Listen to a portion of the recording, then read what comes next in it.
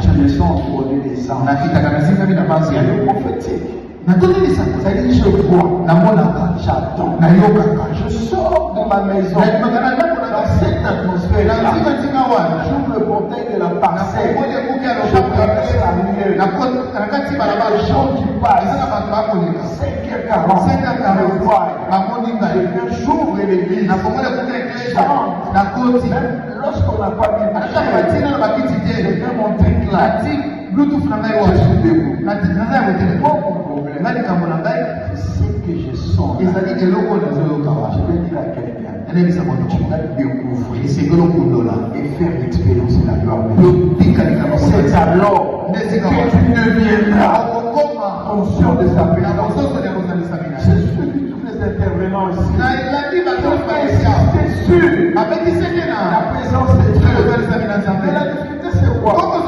Dès lors que le chrétien de lui-même n'a pas fait expérience de cette présence, les amis à Massabo. Les amis à Massabo. Présence en Zab. La vie dans la vie, là où il y a le santé, Boyoka, et voyez, et bon monde combien, Boni, éternel et bon. Vous savez, et nous, on peut sentir Boyoka. C'est tellement important. Parce que j'avais envie de prier. Parce que tout simplement, j'ai reconnu la présence de Dieu. Je suis comme ça. Je me promène, je sens l'atmosphère. Je ne vais pas prier. Je n'ai pas besoin de la liturgie. Je n'ai pas d'une autre personne. Parce que je suis conscient qu'il est là. Je l'ai senti. Sa présence est signalée. C'est ça la vérité.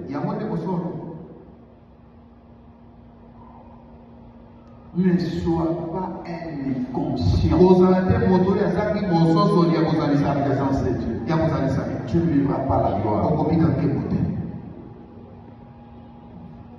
Il m'arrive de me lever la nuit. Et comme il a la pourquoi? Pendant qu'il te pose la question, tu réalises l'atmosphère inhabituelle. Et du coup, je me dis, ce n'est pas un extraordinaire. Ça, c'est une activité de sa présence. Oh, je suis là. C'est quelque chose de vrai. Dans le mission, tu es là. Je me dispose. Quand je n'ai rien à me soumettre, je me mets à cette position. Parce que je suis conscient de la façon qu'il est là. Ne viens pas dans la présence de Dieu. Évaluer. Dans la chorale. L'onction dans le culte. Ne dépend pas de la dimension de l'onction de la chorale. Voilà pourquoi nous ratons nos cultes. Tu viens avec l'idée que c'est mon modérateur. Amène ton Dieu. Amène la portion de ton onction. Alléluia. Amen. Que l'autre aussi amène. Vous allez voir que le feu descendra. C'est ça la vérité. Ne sois pas inconscient de la présence de Dieu. La gloire est liée à la présence de Dieu. Et sans cette présence de Dieu, on ne peut pas parler de la gloire. Quand Moïse fait la demande, dans le psaume, dans Exode 33, il a dit, fais-moi voir. Moïse, attention, est-ce que tu as compris ce que tu me demandes? Dis à Moïse, personne ne peut me voir et vivre. Donc, quand tu me dis, tu veux ma gloire, c'est-à-dire, tu veux me voir de face. Parce que l'homme était encore sous le joug du péché, tu réponds à cette prière. Il dit, écoute Moïse, il y a un endroit, dans le crédit. C'est là que je te mettrai. Parce que l'homme était encore sous le joug du péché, tu réponds à cette prière. Il dit, écoute Moïse, il y a un endroit dans le crédit. C'est là que je te mettrai. Quand je serai passé, alors tu pourras me voir de dos. Alléluia. Amen. Ce qu'il faut retenir ici, lorsqu'on parle de la gloire, c'est la présence. Et si tu fais cette gloire, il faut toujours être conscient. Toujours reconnaître la présence de Dieu. Ne passez pas du temps avec la télé. Les choses inutiles en famille. Aujourd'hui, avec tout ce que nous avons de médias, cette génération n'aura pas d'excuses. Si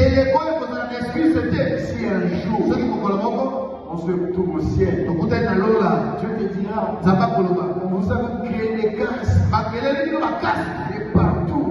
Entretenir l'atmosphère de ma présence en écoutant la bonne musique.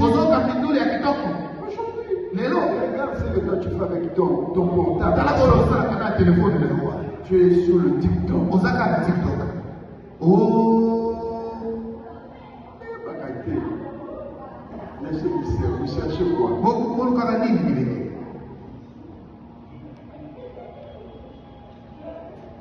Si tu comprenais, juste avec une mélodie, dans ce portable-là, tu pouvais te créer l'atmosphère de la présence de Dieu. Il fait beaucoup de choses avec moi, je connais l'église est en face de moi. Et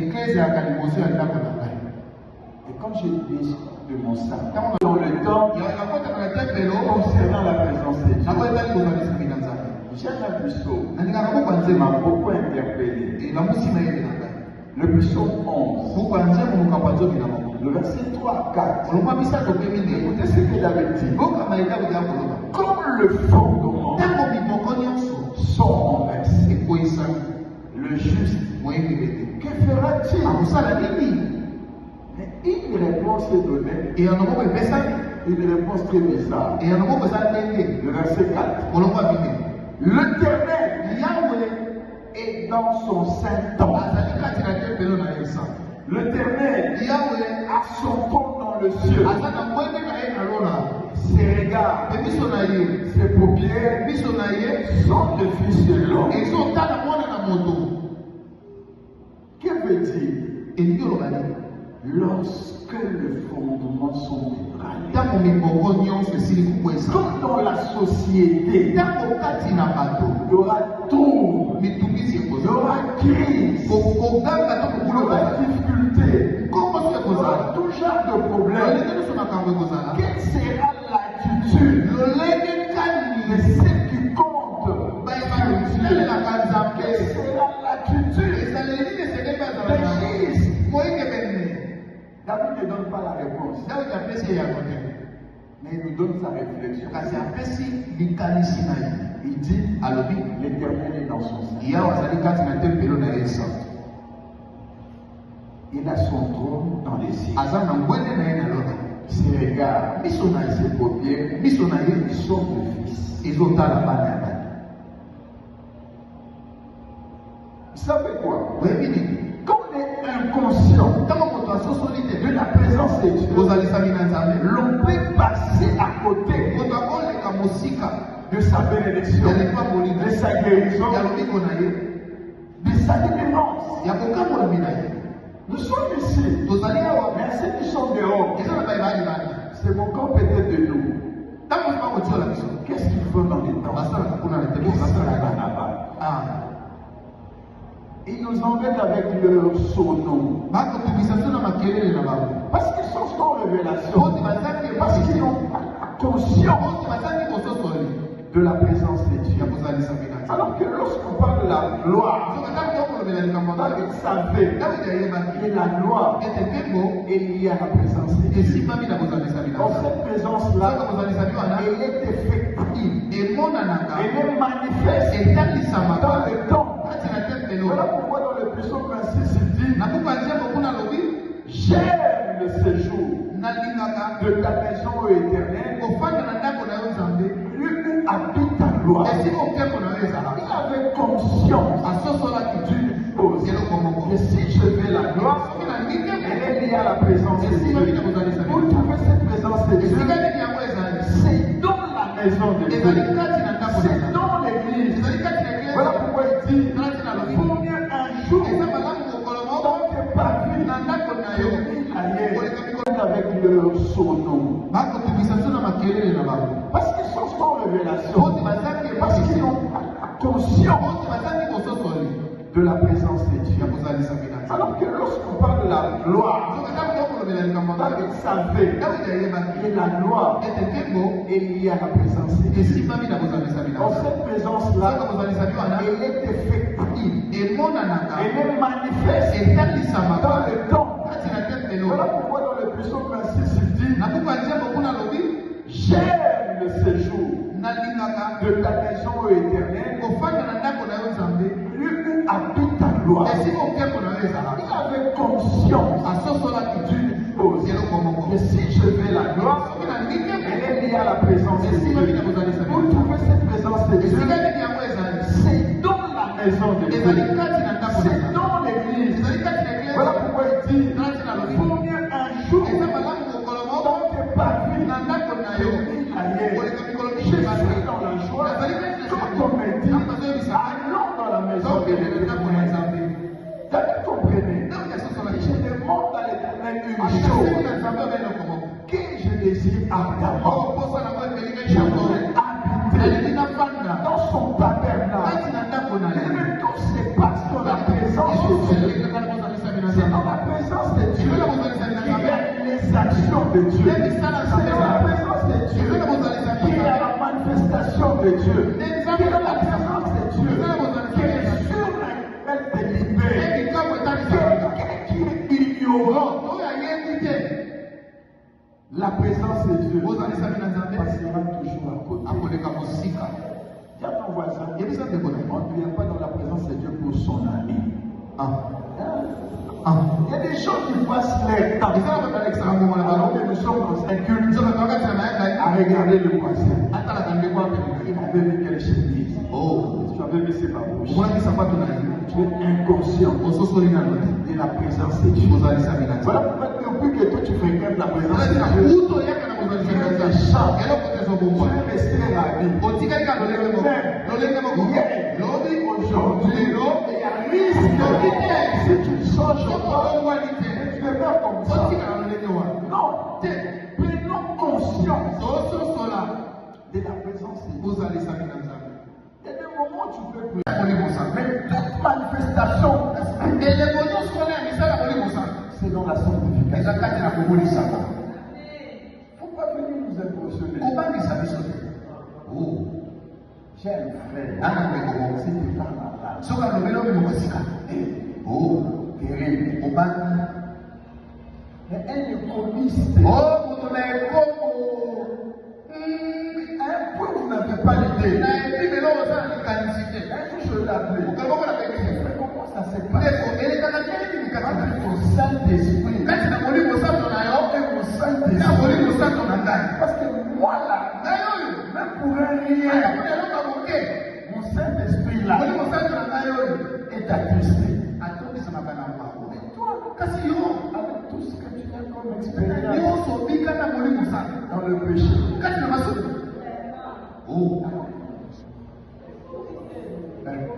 Mais je dis,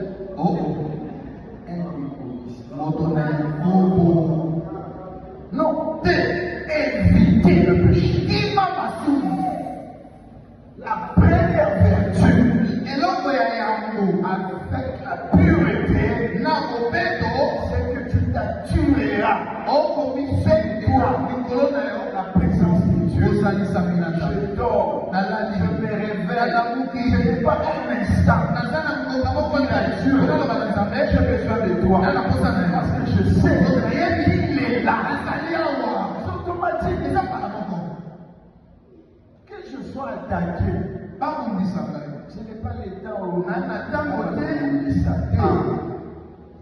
parce que la sanctification, c'est une culture. Nous devons avoir en tant qu'enfants. Il veut dire de chercher la paix avec tous. La sanctification, dans laquelle il ne verra le Seigneur. Ce que Dieu fait, c'est notre sanctification. C'est que chacun de vous puisse s'abstenir. Le péché à éviter. Dans la vie personnelle, dans la vie de l'église, dans la vie de famille, dans la vie conjugale, il faut éviter le péché. La deuxième vertu, c'est que la pureté t'apportera l'onction. Alléluia. Amen. Chaque fois pour les examinations, prière.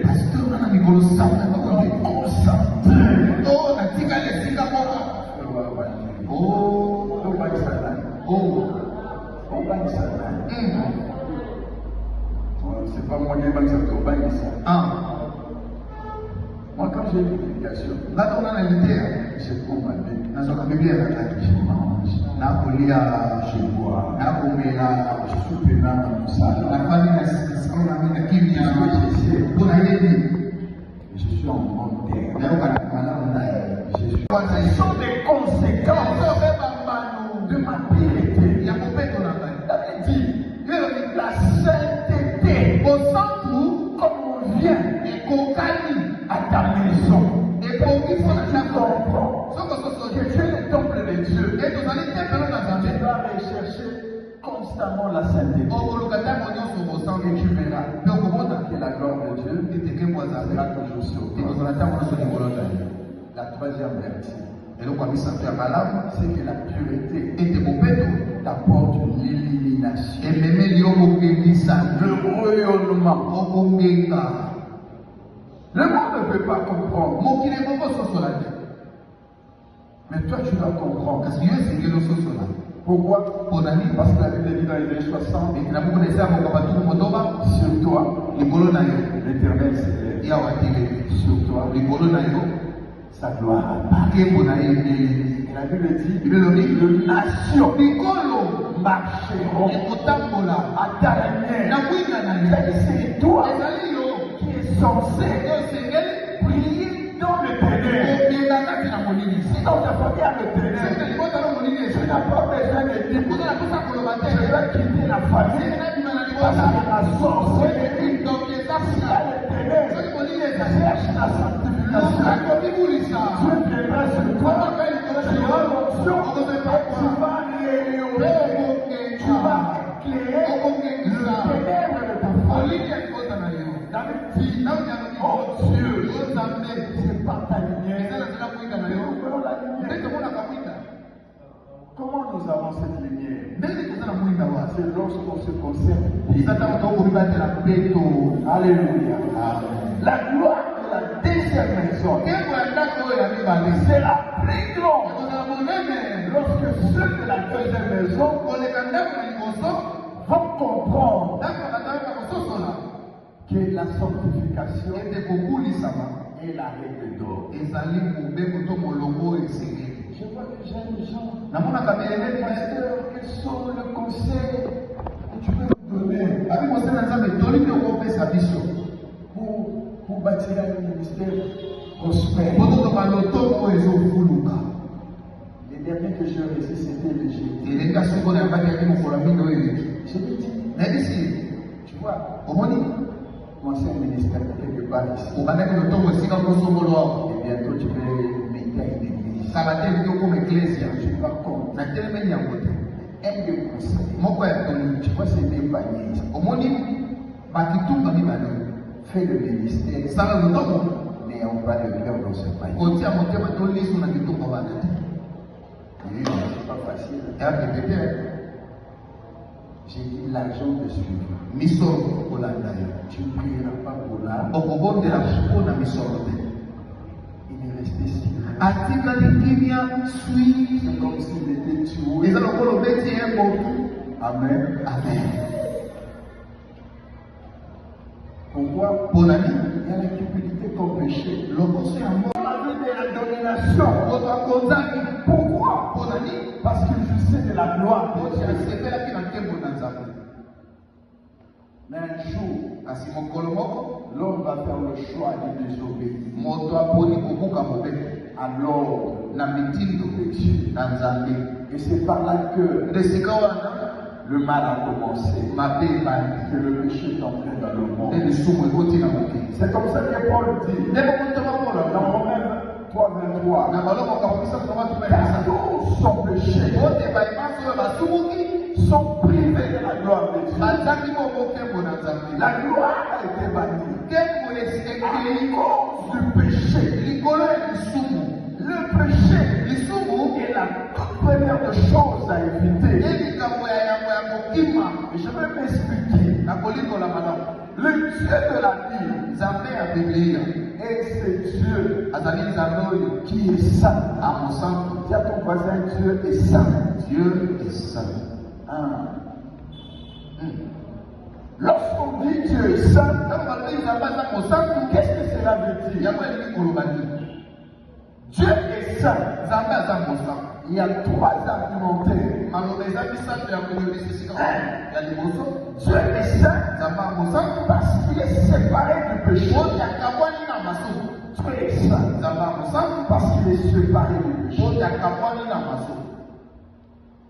Deux, Dieu est saint parce que Dieu ne peut pécher en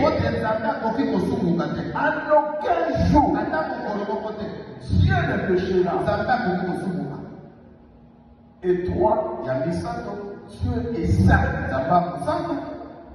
parce que Dieu ne peut jamais tolérer le péché. C'est facile de chanter. Tu es saint. Comme nous aimons bien le chanter. Mais c'est une déclaration forte. Quand nous disons tu es saint, nous disons à Dieu, tu es séparé du péché. Et si moi, j'aime dans le péché, tu vas me laisser. Et son fils Jésus a subi la lumière de la sainteté de Dieu.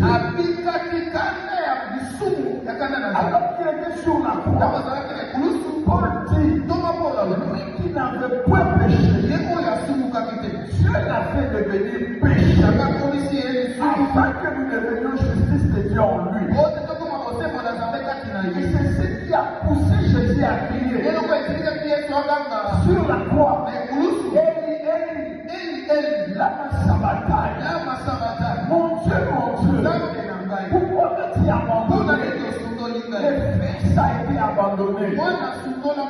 Malgré l'amour du Père, dans la rigueur de la sainteté de Dieu, à cause du fait que Jésus était devenu péché. Alléluia. Amen. Et je me fais comprendre. Amen. Ici, on va moins d'amen. Mais toute manifestation, c'est dans la sanctification. Il ne faut pas venir nous impressionner. J'ai un frère. C'était pas terrible. Mais un économiste. Un peu, vous n'avez pas l'idée. Un jour, je l'ai appelé. Comment ça s'est passé? Entre ton Saint-Esprit et mon Saint-Esprit. Parce que moi là, même pour un rien, mon Saint-Esprit là est attristé. Mais toi, avec tout ce que tu as comme expérience dans le péché.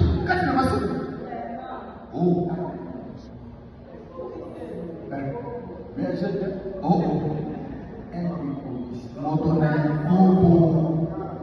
non, éviter le péché.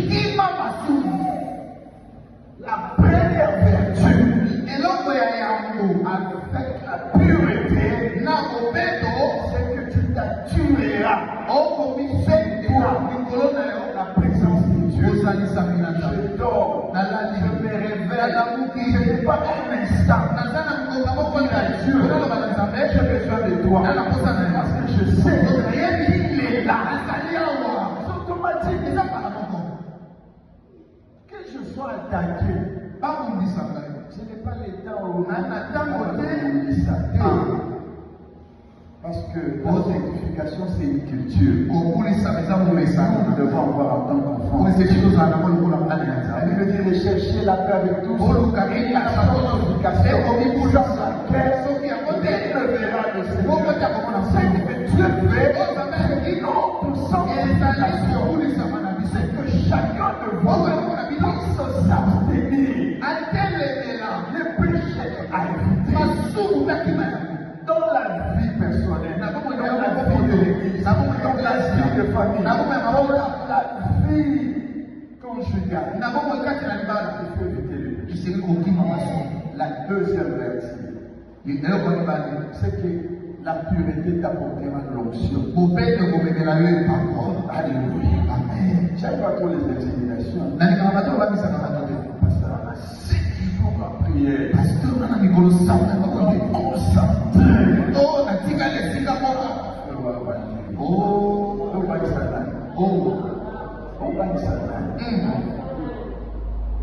C'est pas moi qui ai moi, quand j'ai une communication, je prends ma Bible, je mange, je bois, je suis pénal dans mon salon. Je suis en montagne. Ce sont des conséquences de ma piété. David dit, la sainteté, comme on vient à ta maison. Et pour qu'il faut que tu comprends que tu es le temple de Dieu. Tu dois rechercher constamment la sainteté. Et tu verras que la gloire de Dieu sera toujours sur toi. La troisième vertu, c'est que la pureté t'apporte l'illumination. Le rayonnement.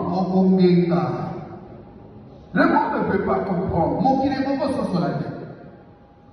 Mais toi, tu dois comprendre. Pourquoi?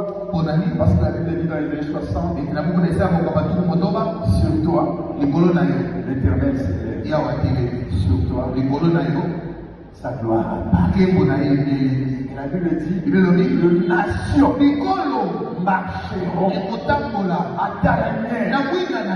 C'est toi qui es censé briller dans le ténèbre. Si dans ta famille a le ténèbre, tu n'as pas besoin de dire, je vais quitter la famille parce que la sorcellerie, s'il y a le ténèbre, cherche la sanctification. Dieu viendra sur toi, tu auras l'onction, tu vas rayonner, tu vas éclairer le ténèbre de ta famille. David dit, oh Dieu, c'est pas ta lumière, comment nous avons cette lumière? C'est lorsqu'on se concerne. Alléluia. La gloire de la deuxième maison sera très grande lorsque ceux de la deuxième maison vont comprendre que la sanctification est la règle d'or. Je vois déjà les gens, pasteur, quels sont les conseils que tu peux nous donner pour bâtir un ministère prospère? Les derniers que j'ai reçus, c'était le Jésus. Je me dis, tu vois, mon ancien ministère quelque part ici. Et bientôt tu vais mettre une église. Je suis pas contre. Un des conseils. Tu vois, c'est des paniers. Fais le ministère. Mais on va le cœur dans ce panier. C'est pas facile. J'ai dit l'argent de suivre. Misoro Olanda. Tu ne prieras pas pour l'argent. Okobonde la Pona Misoro. Il est resté si loin. Atika Kimia Sui. C'est comme s'il était tué. Les allons bêter un bon. Amen. Amen. Pourquoi? Pour l'année, il y a la cupidité comme péché. L'opposé à mort. On a vu de la domination. Votre contact. Pourquoi? Pour l'année, parce qu'il jouissait de la gloire. Mais un jour, l'homme va faire le choix de désobéir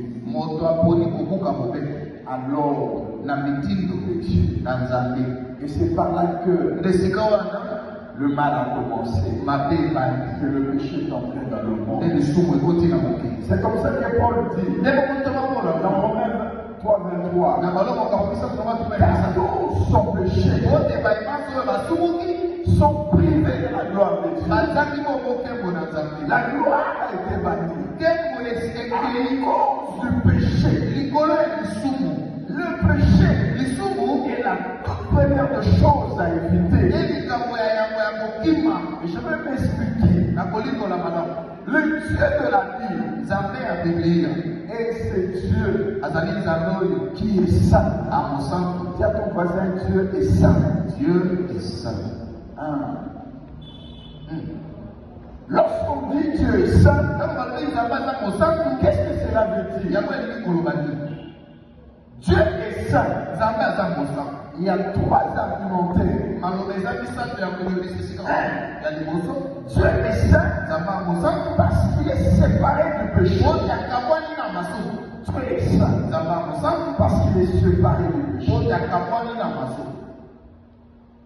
Deux, Dieu est saint parce que Dieu ne peut pécher.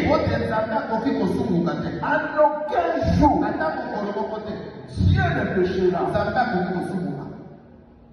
Et trois, Dieu est saint parce que Dieu ne peut jamais tolérer le péché. C'est facile de chanter. Tu es saint. Comme nous aimons bien le chanter. C'est une déclaration forte.